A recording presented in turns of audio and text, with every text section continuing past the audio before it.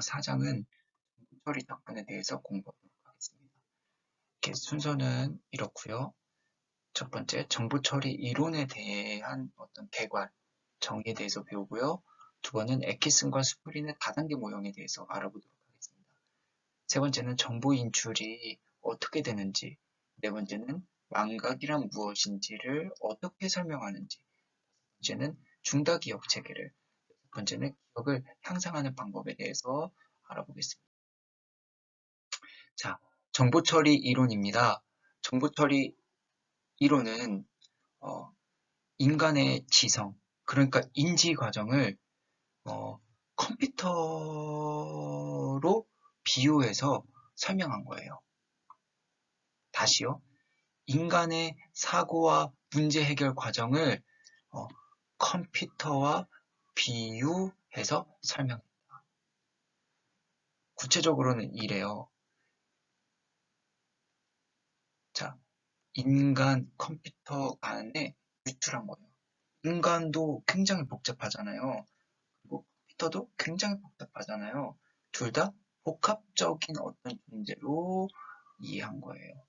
자, 그리고 인간과 프로그램, 컴퓨터 프로그램도 이렇게 비교해 본 거예요. 이거는 컴퓨터의 어떤 정보를 처리하는 방식과 인간이 정보를 처리하는 방식이 비슷하다라고 이해를 한 겁니다. 그래서 인간이 외부 세계로부터 획득한 정보를 어떻게 지각하고 저장하고 인출하는가를 연구한 게 정보 처리 이론입니다. 자, 정보를 어떻게 지각하고 저장하고 인출하는가를 연구했다. 여기서 중요한 게 있어요. 기본 과정이 인간은 정보를 수동적으로 받아들이지 않고 정보를 능동적으로 이해하고 받아들이는 존재다. 다시요. 인간은 정보를 수동적으로 받아들이지 않고 정보를 이해하고 능동적으로 조직하는 존재이다. 용어를 정리할게요. 보호와란 외부에서 감각기관을 통해 들어오는 물리적 자극을 기억이 수긍하는 기호로 바꾸는 거예요. 저장, 다른 말로 파지는 보호화된 정보를 기억 속에 가지고 있는 거예요. 인출은 그러한 정보를 사용하기 위해 끄집어내는 것이고요. 자, 넘어가겠습니다. 두 번째는 애키슨과 슈프린의 다단계 모형에 대해서 알아볼 거예요. 이거의 다른 이름은 이중기억이라고 해요. 이중기억이라고 해요. 이거하고 달리 또 다른 이론이 있는데 어떤 이론이냐면은 그 이론에 대해서는 제가 조금 이따가 설명을 할게요. 이 모형은 정보가 들어와요. 그러면은 감각기억으로 받았다가 이거를 단기기억으로 받는 거예요. 그리고 이것들이 저장이 되면 단기기억으로 넘어가고 그것들이 인출하고 합니다. 여기 단기기억은 시연이 일어나는 곳이고 그러하기 때문에 작업기억이라고도 합니다. 자세하게는 조금 이따가 설명을 할게요. 자, 감각기억에 대해서 알아볼게요. 감각기억이냐 뭐냐면은 감각자극의 물리적 특징에 대한 정확한 표상을 잠시 동안 유지하는 거. 그러니까 감각이 들어오잖아요. 그거를 아주 잠시 동안 그냥 유지하는 거예요. 그렇다면 단기 기억이란 뭐냐? 자, 한 20초에서 30초 정도 정보를 가지고 있을 수 있는 어떤 제한된 능력이에요. 근데 이 감각기관에서 다 들어오잖아요. 그러면은 선택을 하는 거예요. 감각기관에 들어온 모든 게 다 단기 기억으로 넘어가는 게 아니라 선택받은 그 자극만 단기 기억으로 넘어가는 거예요. 이렇게 단기 기억에 대해서 뒤에 더 알아볼게요. 이 단기 기억에는 용량이 있어요. 20초에서 30초라고 했죠. 근데 기억할 수 있는 정보의 항목수나 어떤 양도 제한되어 있어요. 자, 우리 이 얘기 많이 들어봤죠? 7 플러스 마이너스 5. 7 플러스 마이너스 5가 아니라 2. 5개에서 많게는 9개 덩어리로 우리가 기억할 수 있는 거예요. 자극들을 더 크고 고차원적인 단위로 조합함으로써 단기 기억의 용량이 증가한다. 그러니까 5개하고 7개밖에 기억할 수 5개에서 9개밖에 기억을 할 수가 없으니까 어떤 고차원적인 단위로 조합을 해야 한다는 말이에요. 그거를 바로 청킹이라고 해요. 분리되어 있는 항목들을 보다 큰 묶음으로, 보다 의미 있는 단위로 조합하는 거죠. 예를 들어 볼게요. 1, 9, 9, 9, 2, 0, 0, 0, 0, 2, 0, 0, 0, 1, 2, 0, 0, 0, 2. 이렇게 하면 숫자 외우기가 힘들지만 1999, 2000, 2001, 2002 이렇게 하면 외우기가 쉽잖아요. 그 기억, 이, 미음, 지읒, 오, 이응, 시옷, 이응 이렇게 외우면 어렵지만 김, 이렇게 외우면 편하다는 거예요. 단기 기억을 장기 기억으로 넘기기 위해서는 시연이라는 걸 해야 돼요. 시연이란 뭐냐면은 작동 기억 이따가 설명할게요. 반복적으로 소리내어 읽는 거예요. 아니면 속으로 되풀이하는 거예요. 이렇게 정보를 계속 반복하면 파지가 저장 그리고 장기 기억으로 넘어갑니다. 자, 여기서 말한 작동 기억에 대해서는 뒤에서 더 설명할게요. 이 작동 기억, 작업 기억이라고 하거든요. 이거는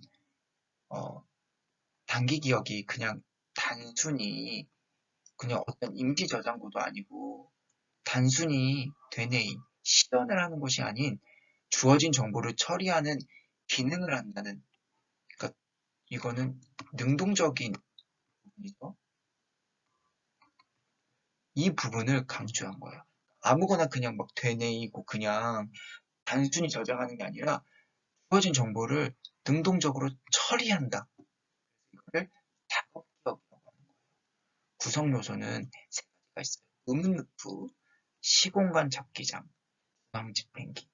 의문루프는 언어 정보를 처리하는 거고, 시공간은 시각적 심상들을 처리하는 거고, 중앙집행기는 정보의 통합을 이루는 곳이에요. 그리고 의사결정을 하고.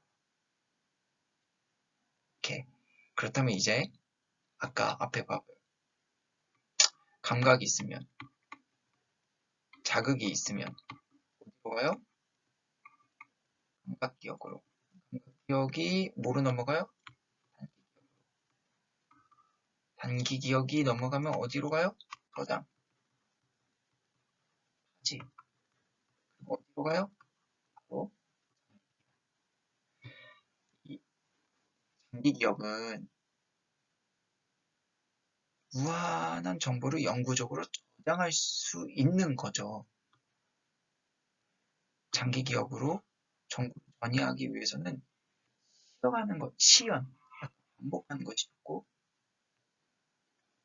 또 장기 기억에는 일상 기억과 의미 기억이라는 두 부분으로 구성되어 있다.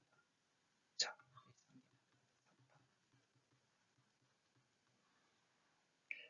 자,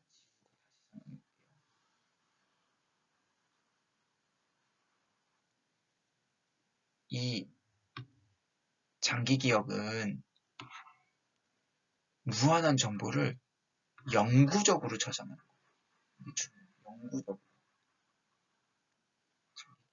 영구적으로.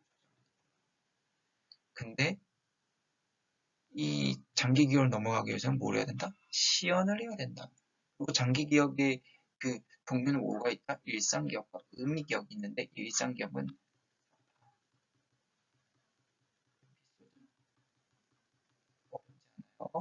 사타 이 에피소드는 개인적인 경험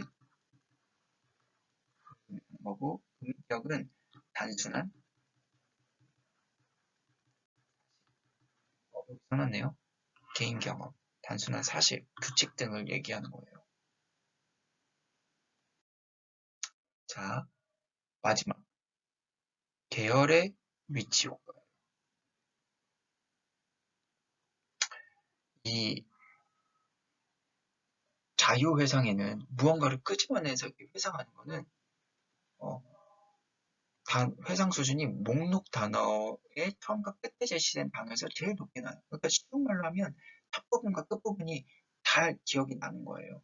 그걸 첫 부분이 잘 기억나는 걸 초두, 마지막이 잘 기억나는 걸 효과. 초두 효과. 첫 부분이 왜 잘 기억나겠어요? 장기 기억이니까. 최신 효과가 왜 잘 기억나겠어요? 단기 기억이 작동했습니다. 이렇게 넘어갈게요. 뭐의 인출이에요?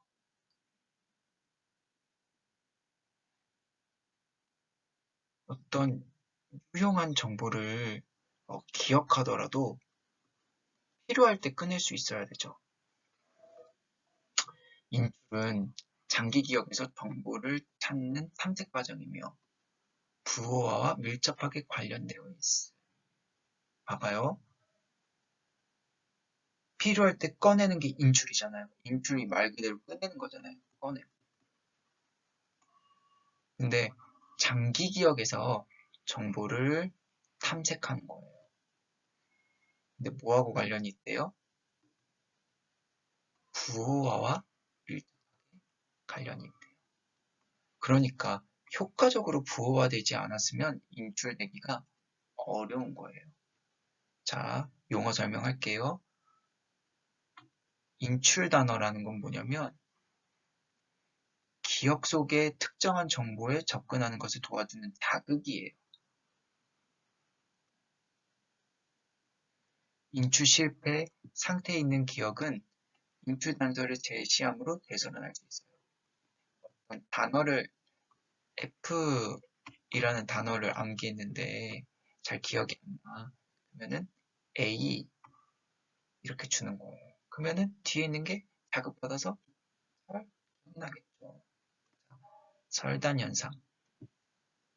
설단 현상은 알고 있는데 그게 금방 기억이 날 것 같은데 턱 끝에서만 이렇게 맴도는 거예요. 턱 끝. 그리고 끝내 말하지 못하는 거예요. 이거는 장기 기억에 존재하는 특정한 정보에 대해 정확하게 접근할 수 없기 때문에 발생한 거예요. 뭐가 중요하냐? 정확하게 접근할 수 없다. 자, 맥락 단서는 어떤 사건이 일어났던 맥락 속으로 돌아가서 생각해 보는 거예요. 자, 다시요. 어떤 사건이 일어났던 그 순간으로 돌아가서 생각해 봄으로써 인출하는 거. 이게 뭐냐면은 이런 게 있어요. 자, 그걸 어디서 먹어요? 여러분들? 원두막에서 먹어요. 요게 한 쌍이 이렇게 맥락이 이렇게 형성되니까 이걸 기억하는 거예요. 자, 상태 의존적 기억은 뭐냐면 부호할 때와 인출할 때 상태가 일치할 때 더 잘 기억하는 거예요. 물놀이 할 때 암기했던 걸 물 속에 들어가서 또 잘 기억하는 거. 정서일치 효과는 행복한 기억은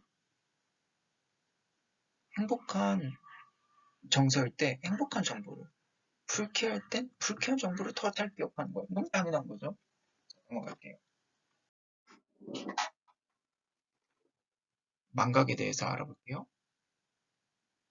망각을 어떻게 설명하냐면 소멸이다, 간섭이다, 인출질배로 설명할 수 있어요. 소멸은 말 그대로 시간이 지나면서 기억 흔적이 점점 희미해지는 거예요. 자, 간섭.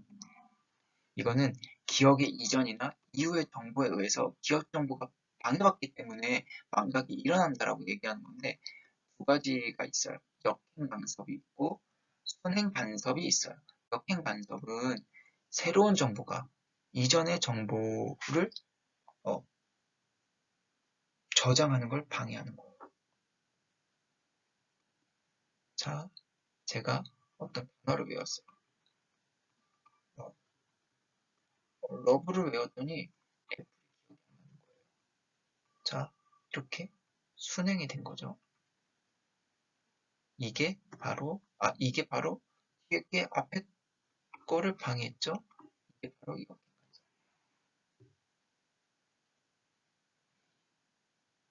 이전의 정보가 새로운 정보를 파지하는 걸 순행 간섭이에요. 그러니까 F를 외우고 러브를 외웠는데 이 F를 외운 것 때문에 러브가 기억이 안 나요. 그러니까 이렇게 순차적으로 됐죠. 이걸 바로 순행 간섭이라고 해요. 그리고 또 인출집. 이거는 인출 단서가 제대로 주어지지 않았기 때문에 일어난 거다라고 망각을 설명합니다.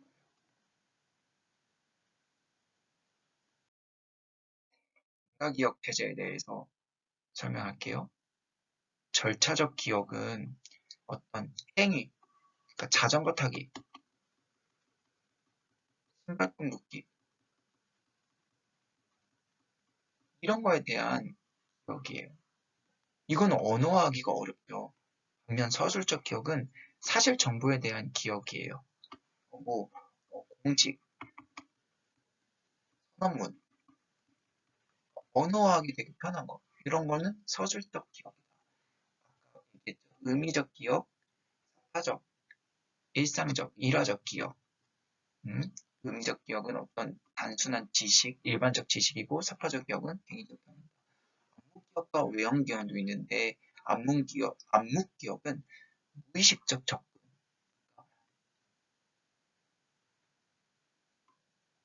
교수님이 강의하는데 신경 안 썼는데 갑자기 어느 날 교수님이 그날 입었던 옷이 생각나는 거.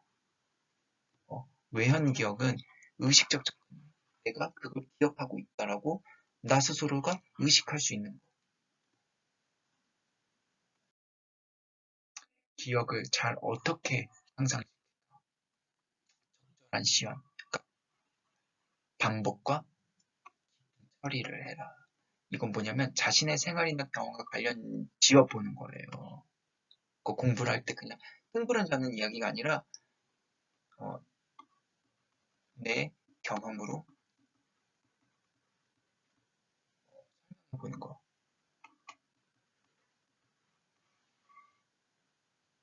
그리고 그것을 개인적 의미로 어, 만드는 거.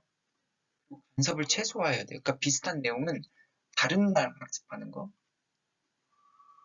그리고 언어적으로 기술하는 술도 있는데 이건 낙어 만들기. 그러니까 말을 줄이는 거죠. 그리고 앞글자를 따서 읽는 거. 뭐 외워야 되는 게 있으면 여기 간언시 이렇게 외우는 거. 아니면 이야기를 만드는 거. 뭐 러브와 F로 외워야 되는데 이것들을 이야기로 만들어서 그냥 외우는 거. 시각적 신상. 이거는 연합법. 뭔가 비슷한 것들을 이렇게 묶는 거. 뭉탱이 짓는 거. 장소법. 내가 좋아하는 곳 가서 외우는 거. 조직하는. 잘 체계화하는 거. 그러면 잘 외워진다. 이렇게 끝났어요. 자, 안녕.